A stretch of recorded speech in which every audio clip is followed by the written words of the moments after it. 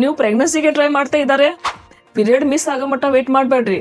Pregnancy ನಿಮ್ಗೆ ಮೊದಲು ಹೇಳ್ತತಿ. ಅಂದರೆ ಏನು 10 symptoms and science early pregnancy ಲಕ್ಷಣಗಳು ಇವತ್ತು ಈ ವಿಡಿಯೋ ಒಳಗೆ ನಿಮ್ಗೆ ಹೇಳ್ತೀನಿ. ಕೆಲವ್ರು ಮಂದಿ ಇನ್ಫರ್ಟಿಲಿಟಿ ಟ್ರೀಟ್ಮೆಂಟ್ ತಗೊತಾ ಇರ್ತಾರೆ ಮತ್ತು ಓವ್ಯುಲೇಷನ್ ಇಂಡಕ್ಷನ್ ಡ್ರಗ್ಸ್ ಡಾಕ್ಟರ್ ಕಡೆಯಿಂದ ತಗೊತಾ ಇರ್ತಾರೆ.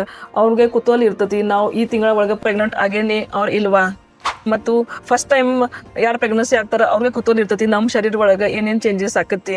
ಅದಕ್ಕೆ ಇವತ್ತು ಈ ವಿಡಿಯೋ ಒಳಗೆ ಅರ್ಲಿ 10 ಸಿಂಪ್ಟಮ್ಸ್ ಆ್ಯಂಡ್ ಸೈನ್ಸ್ ಇದ್ರ ಬಗ್ಗೆ ನಿಮ್ಗೆ ಪೀರಿಯಡ್ ಮಿಸ್ ಆಗೋಕ್ಕಿಂತ ಮೊದಲು ನಿಮ್ಮ ಶರೀರ ಒಳಗೆ ಏನೇನು ಚೇಂಜಸ್ ಆಕತಿ ಅದ್ರ ಬಗ್ಗೆ ಡಿಟೇಲ್ ಒಳಗೆ ತಿಳ್ಕೊಳ್ಳೋಣ. Hello, I am Dr. Sunit Talloda, a fertility and reproductive specialist and practicing obstetrics and gynecologist since last 25 years.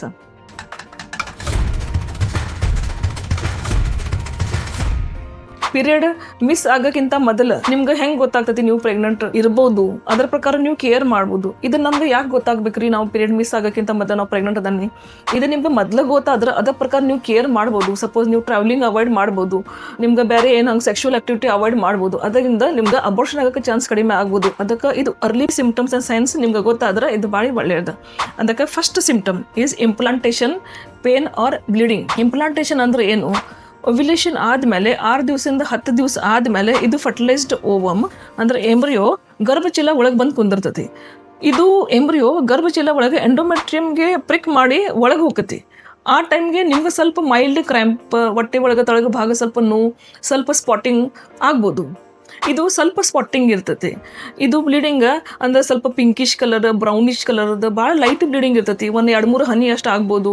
1 ತಾಸು 2 ತಾಸು ಅಷ್ಟು ಆಕತಿ, ಆಮೇಲೆ ಬಂದ್ ಆಕತಿ. ನೆಕ್ಸ್ಟ್ ಡೇ ಮತ್ತೆ 1-2 ಹನಿ ಆಕತಿ, ಮತ್ತೆ ಬಂದ್ ಆಕತಿ. ಭಾಳ ಟೈಮ್ ಹೆಣ್ಮಕ್ಳು ಇದು ಬ್ಲೀಡಿಂಗ್ಗೆ ಪೀರಿಯಡ್ ಬ್ಲೀಡಿಂಗ್ ಒಳಗೆ ಕನ್ಫ್ಯೂಸ್ ಮಾಡ್ಕೊತಾರೆ. ಇದು ಪೀರಿಯಡ್ಸ್ ಬ್ಲೀಡಿಂಗ್ ಹೆಂಗೆ ಆಕತಿ ನಿಮ್ಗೆ ಗೊತ್ತೈತಿ. ಪೀರಿಯಡ್ಸ್ ಬ್ಲೀಡಿಂಗ್ 3 days 4 days ಮಟ್ಟ ಇರ್ತೈತಿ. ಆಮೇಲೆ ಜಾಸ್ತಿ ಕ್ವಾಂಟಿಟಿ ಒಳಗೆ ಬ್ಲೀಡಿಂಗ್ ಆಕತಿ, ಮತ್ತು ಅದರ ಒಳಗೆ ಕ್ಲಾಟ್ಸ್ ಇರ್ತೈತಿ, ಅದ್ರ ಜೋಡಿ ಹೆಚ್ಚಿಗೆ ಪೇನ್ ಇರ್ತೈತಿ. ನಿಮ್ಗೆ ಅದು ಗೊತ್ತೈತಿ. ಅದಕ್ಕೆ ನಿಮ್ಗೆ ಯಾವಾಗಲೂ ಸ್ವಲ್ಪ ಲೈಟ್ ಪೀರಿಯಡ್ಗಿಂತ ಮೊದಲು ಸ್ವಲ್ಪ ಸ್ಪಾಟಿಂಗ್ ಇದ್ರೆ ನೀವು ಹಂಗೆ ಅನ್ಕೋಬಹುದು ಕಿ ನಾವು ಈ ತಿಂಗಳ ಒಳಗೆ ಪ್ರೆಗ್ನೆಂಟ್ ಇರ್ಬೋದು. ಹಂಗೆ ನಿಮ್ಗೆ ಅನ್ಸಿದ್ರೆ ನೀವು 8 ದಿನ ಬಿಟ್ಟು ನೀವು ಪ್ರೆಗ್ನೆನ್ಸಿ ಟೆಸ್ಟ್ ಮಾಡ್ರಿ, ಕನ್ಫರ್ಮ್ ಮಾಡ್ರಿ. ಭಾಳ ಟೈಮ್ ಏನಾಕತಿ ಪೇಷಂಟ್ ಕನ್ಫ್ಯೂಸ್ ಮಾಡ್ಕೊತಾರೆ, ಆಮೇಲೆ ಇದು ಪೀರಿಯಡ್ ತಿಳ್ಕೊತಾರೆ. ಆಮೇಲೆ ಭಾಳ ದಿವಸ ಆದ್ಮೇಲೆ ಅವ್ರಿಗೆ ಗೊತ್ತಾಕತಿ ನಾವು ಪ್ರೆಗ್ನೆಂಟ್ ಅದೇನೆ. OPD ಒಳಗೆ ನಮ್ಮ ಕಡೆ ಭಾಳ ಟೈಮ್ ಪೇಷಂಟ್ ಬರ್ತಾರೆ, ಆ ಪೇಷಂಟ್ಗೆ ಗೊತ್ತನೇ ಇರಂಗಿಲ್ಲ ಅವ್ರು ಪ್ರೆಗ್ನೆಂಟ್ ಅದಾರ. ಯಾಕಂದ್ರೆ ಅವರು ಆ ಸ್ಪಾಟಿಂಗ್ಗೆ ಮುಟ್ಟ ತಿಳ್ಕೊತಾರೆ. ಅದಕ್ಕೆ ಅವ್ರು ವಿಚಾರಣೆ ಮಾಡಂಗಿಲ್ಲ ಇದು ನಾವು ಪ್ರೆಗ್ನೆಂಟ್ ಅದೇನೆ. ಅದಕ್ಕೆ ನಿಮ್ಗೆ ನಾರ್ಮಲಿ ಯಾವಾಗಲೂ ನಾರ್ಮಲ್ ಕ್ವಾಂಟಿಟಿ ಆಫ್ ಬ್ಲೀಡಿಂಗ್ಗಿಂತ ಕಡಿಮೆ ಬ್ಲೀಡಿಂಗ್ ಐತಿ. ಹಂಗಿದ್ರೆ ನೀವು 8 ದಿವಸ ಬಿಟ್ಟು ಪ್ರೆಗ್ನೆನ್ಸಿ ಟೆಸ್ಟ್ ಮಾಡ್ಬೇಕ್ರಿ. ಅದು ಕನ್ಫರ್ಮ್ ಮಾಡ್ಬೇಕ್ರಿ ಖರೆ ಪ್ರೆಗ್ನೆನ್ಸಿ ಐತೆ ಅವ್ರಿಗೆ. ಇದು important sign implantation pain or bleeding. ಇದ್ರೊಳಗೆ ನೀವು ಕನ್ಫ್ಯೂಸ್ ಮಾಡ್ಕೋಬೇಡ್ರಿ. ಎರಡನೇದು ಫಟಿಗ್ ಆರ್ ಲೋ ಎನರ್ಜಿ. ಈ ಟೈಮ್ಗೆ ತಾಯಿಗೆ ಸುಸ್ತು ಅನ್ನಿಸ್ಬೋದು, ಆಯಾಸ ಆಕತಿ, ಬರೀ ಮಕ್ಕೋಬೇಕು ಅನಿಸ್ತತಿ. ರಾತ್ರಿ ನಿದ್ದೆ ಚೆನ್ನಾಗೈತೆ ಇದ್ರನ ಇಡೀ ದಿವಸ ಅವ್ರಿಗೆ ಮಲ್ಕೋಬೇಕು ಅನಿಸ್ತತಿ. ಏನು ಕೆಲಸ ಒಳಗೆ ಇಂಟ್ರೆಸ್ಟ್ ಇರಂಗಿಲ್ಲ. ಇದು ಎಲ್ಲ ಕಾರಣ ಯಾಕೆ? ಇದು ಆಗಾಕ ಮೇನ್ ಕಾರಣ ಶರೀರ ಒಳಗೆ ಪ್ರೊಜೆಸ್ಟ್ರಾನ್ ಹೇಳಿ ಹಾರ್ಮೋನ್ ಹೆಚ್ಚಿಗೆ ಆಕತಿ. ಅದರಿಂದ ತಾಯಿಗೆ ಡಲ್ ಫೀಲ್ ಆಕತಿ, ಸುಸ್ತು ಫೀಲ್ ಆಕತಿ. Third changes breast changes. Breast ಒಳಗೆ ಚೇಂಜಸ್ ಆಕತಿ. ಇದು ಪ್ರೆಗ್ನೆನ್ಸಿ ಒಳಗೆ high level of oestrogen progesterone blood ಒಳಗೆ ಹೆಚ್ಚಿಗೆ ಆಕತಿ. ಅದರಿಂದ ಬ್ರೆಸ್ಟ್ ಒಳಗೆ ಚೇಂಜಸ್ ಆಕತಿ. ಏನು ಚೇಂಜಸ್ ಆಕತಿ? ಫಸ್ಟ್ ನಿಮ್ದು ಬ್ರೆಸ್ಟ್ ನಿಮ್ಗೆ ಹೆವಿ ಅನ್ನಿಸ್ಬೋದು, ಸ್ವಲ್ಪ ಉಬ್ಬಿದು ಅನ್ನಿಸ್ಬೋದು, ಸ್ವಲ್ಪ ಭಾರ ಅನ್ನಿಸ್ಬೋದು, ಪೇನ್ ಅನ್ನಿಸ್ಬೋದು. ಸ್ವಲ್ಪನ ಟಚ್ ಮಾಡಿದ್ರೆ ಲೈಟ್ ಟಚ್ ಒಳಗನ ನಿಮ್ಗೆ ಬ್ರೆಸ್ಟ್ ಒಳಗೆ ನೋವು ಅನ್ನಿಸ್ಬೋದು, ಟೆಂಡರ್ನೆಸ್ ನಾವು ಹೇಳ್ತೀವಿ. ಮತ್ತು ಬ್ರೆಸ್ಟ್ ಒಳಗೆ ಚೇಂಜಸ್ ಆಕತಿ, ಕಲರ್ ಚೇಂಜಸ್ ಆಕತಿ. ನಿಮ್ದು ನಿಪ್ಪಲ್ ಆಜು ಬಾಜು ಒಂದು ಬ್ಲ್ಯಾಕಿಶ್ ಥಿಂಗ್ ಇರ್ತೈತಿ, ಅದು ಜಾಸ್ತಿ ಡಾರ್ಕ್ ಆಗ್ತೈತಿ. ಆಮೇಲೆ ಅದ್ರ ಒಳಗೆ ಇದು ಪಿಂಪಲ್ ಥರದ ಗುಳ್ಳಿ ಇರ್ತಾವೆ, ಅದು ಗುಳ್ಳಿ ಜಾಸ್ತಿ ಸ್ಟ್ರಾಂಗ್ ಆಕತಿ, ಜಾಸ್ತಿ ಉಬ್ಬುತ್ತತಿ. ಅದು ಚೇಂಜಸ್ ಅರ್ಲಿ ಪ್ರೆಗ್ನೆನ್ಸಿ ಒಳಗೆ ಆಗ್ಬೋದು. ಇದು ಚೇಂಜಸ್ ಬ್ರೆಸ್ಟ್ ಒಳಗೆ ಯಾಕೆ ಆಕತಿ ಅಂದರೆ ಡೆಲಿವರಿ ಆದಮೇಲೆ ಪಾಪುಗೆ ತಾಯಿ ಸ್ತನಪಾನ ಮಾಡ್ಬೇಕು, ಅದ್ರ ಸಲಾಗ ನೇಚರ್ ಇದು ಎಲ್ಲ ಮೊದಲು ರೆಡಿ ಮಾಡ್ತಾರೆ. ಅದರಿಂದ ಇದು ಬ್ರೆಸ್ಟ್ ಒಳಗೆ ಚೇಂಜಸ್ ಕಾಣ್ತತಿ. Fourth nausea and morning sickness. Generally ನಾವು ವಿಚಾರ ಮಾಡ್ತೀವಿ ಈಗ ನಾಜಿಯಾ 6 ವೀಕ್ಸ್ಗೆ ಆಕತಿ. ಬಟ್ ಕೆಲವ್ರು ಮಂದಿಗೆ ನಾಜಿಯಾ 3rd ವೀಕಿಂದ ಸ್ಟಾರ್ಟ್ ಆಗ್ತತಿ. ಪೀರಿಯಡ್ ಮಿಸ್ ಆಗಿಂತ ಮೊದಲು ಅವ್ರಿಗೆ ಸ್ವಲ್ಪ ವಾಂತಿ ಉಬ್ಳಿಕ ಹಂಗೆ ಅನಿಸ್ತತಿ. ಯಾವ್ದು ಫುಡ್ ಅವ್ರಿಗೆ ಮೊದಲು ಚಲೋ ಅನಿಸ್ತತಿ ಅದ ಫುಡ್ ಈಗ ಅವ್ರಿಗೆ ಅನ್ಕಂಫರ್ಟೇಬಲ್ ಅನಿಸ್ತತಿ. ಬೆಳಗ್ಗೆ ಎದ್ದ ತಕ್ಷಣ ಎಸ್ಪೆಷಲಿ ಅವ್ರಿಗೆ ವಾಂತಿ ಉಬ್ಳಿಕ ಅನ್ನಿಸ್ಬೋದು. 5th enhanced smell and taste. ಇದು ಯಾವುದೇ ವಸ್ತುದ ಟೆಸ್ಟ್ ಮೊದಲೇನಿತ್ತು ನಿಮ್ಗೆ ಜಾಸ್ತಿ ಸ್ಟ್ರಾಂಗ್ ಟೆಸ್ಟ್ ಫೀಲ್ ಆಕತಿ. ಅಂದರೆ ಎಕ್ಸಾಂಪಲ್ ಸಪೋಸ್ ನೀವು ಹುಳಿ ಚಿತ್ರಾನ್ನ ಮನೆಗೆ ಮಾಡಿದ್ರೆ ನಾರ್ಮಲ್ ನಿಮ್ಗೆ ಮನೆ ಮಂದಿಗೆ ಅನಿಸ್ತತಿ ನಾರ್ಮಲ್ ಚಿತ್ರಾನ್ನ ಐತಿ, ಬಟ್ ನಿಮ್ಗೆ ಇದು ಜಾಸ್ತಿ ಹುಳಿ ಅನಿಸ್ಬೋದು. ನಿಮ್ದು ಟೆಸ್ಟ್ ಏನೈತಿ ಅದು ಜಾಸ್ತಿ ಸ್ಟ್ರಾಂಗ್ ಆಗಿಬಿಡ್ತೈತಿ. ಆಮೇಲೆ ಸ್ಮೆಲ್ನ ಜಾಸ್ತಿ ಸ್ಟ್ರಾಂಗ್ ಆಗಿಬಿಡ್ತೈತಿ. ಅಂದ್ರೆ ನಿಮ್ಗೆ ಪರ್ಫ್ಯೂಮ್ ಇರಲಿ, ಒಗ್ಗರಣೆದ ವಾಸನೆ, ಅದ್ರ ಸಲಾಗ ನಿಮ್ಗೆ ವಾಂತಿ ಬಂದಾಗ ಅನ್ನಿಸ್ಬೋದು. ಸಿಮಿ ಎಣ್ಣೆದ ವಾಸನೆ, ಇದು ಎಲ್ಲ ವಾಸನೆಗೆ ನಿಮ್ಗೆ ವಾಂತಿ ಟೈಪ್ ಅನ್ನಿಸ್ಬೋದು. ಇದು ಎಲ್ಲ ಇನ್ಹಾನ್ಸ್ಡ್ ಸ್ಮೆಲ್ ಅಂಡ್ ಟೆಸ್ಟ್ ಆಕತಿ ಪ್ರೆಗ್ನೆನ್ಸಿ ಒಳಗೆ. ಅದರಿಂದ ನಿಮ್ಗೆ ಎಲ್ಲ ಇದು ಫೀಲಿಂಗ್ ಆಕತಿ. ಆ್ಯಕ್ಚುಲಿ ಇದು ನೇಚರ್ದ ಪ್ರೊಟೆಕ್ಟಿವ್ ಮೆಕ್ಯಾನಿಸಮ್ ಐತಿ. ಅದರಿಂದ ನೀವು ಹಾರ್ಮ್ಫುಲ್ ಫುಡ್ ಈ ಟೈಮ್ಗೆ ನೀವು ತಿನ್ನಬಾರ್ದು ಸಲಾಗ ನೇಚರ್ ಇದು ಎಲ್ಲ ರೆಡಿ ಮಾಡ್ತಾರೆ. ಇದು ಎಲ್ಲ ನಮ್ಮ ಶರೀರವಾಗ ಪ್ರೊಜೆಸ್ಟ್ರಾನ್ ಹಾರ್ಮೋನ್ ಹೆಚ್ಚಿಗೆ ಆದ್ದರಿಂದ ಇದು ನಿಮ್ಗೆ ಎಲ್ಲ ಫೀಲ್ ಆಗ್ತತಿ. ಆಮೇಲೆ especially during this period SCG level blood ಒಳಗೆ ಹೆಚ್ಚಿಗೆ ಆಕತಿ. ಅದರಿಂದ ನಿಮ್ಗೆ ಇದು ವಾಂತಿ ಉಬ್ಳಿಕೆ ಎಲ್ಲ ಫೀಲಿಂಗ್ ಆಗ್ತತಿ.